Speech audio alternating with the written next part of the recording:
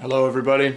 So this is going to be a video for a bumper tuck, front bumper tuck on late model Novas. So I'm pretty sure you can follow these instructions and have a general idea of what you're doing for any of the Novas from like 73 forward, whenever they swapped to the newer kind of body style, and then again to the Disco Novas.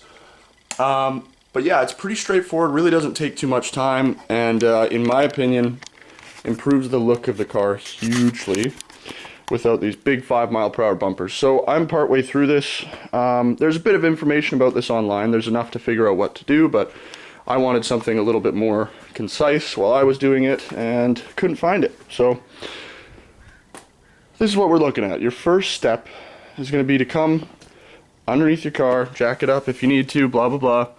You're going to have 4 bolts holding the bumper on to these shocks. So you're going to have to take these off, both sides, right? That's pretty much all we got holding the bumper on. So can't remember exactly what size they were, but it's pretty straightforward. They're not too hard to get at. I imagine in some areas they can probably be pretty corroded, but mine came off easy enough. So it's just these brackets in here. Gonna take them off obviously, and you should be able to free up your bumper right there.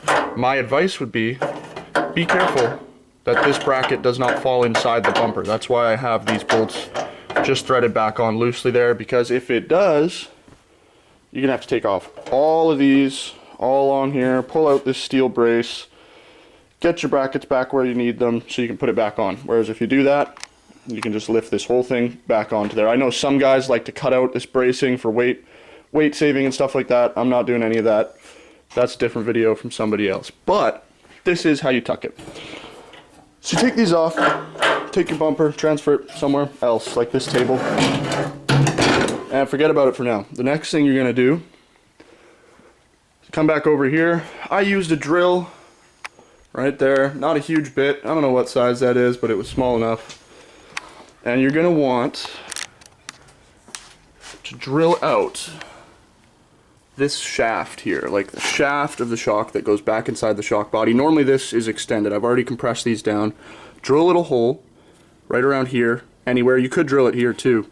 You'll hear a rush of air when it's open, and at that point you can use a mallet or a sledgehammer or whatever you want to use to press these shocks in, slam them in there. I used the back of an axe, head of an axe, and just smacked them in. Do keep out a watch for having these aligned, because these will twist as well. It's fully, you know, they're a little bit bound up now, but if this was loose, you could twist this all the way around. So you want to make sure before you weld or put a screw in this, which is what we're going to do next, that this is facing the way you want to face it, because if it's a little cockeyed and you try to put your bumper back on, now you're fucked, especially if you welded it. So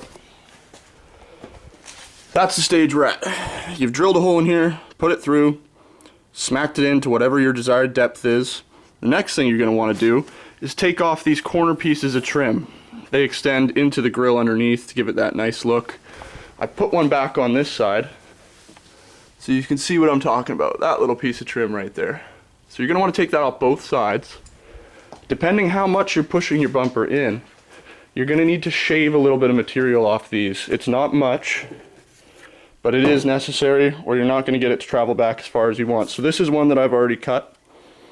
As you can see, all you got to do is take maybe what is that, 3/4 of an inch off at its thickest point.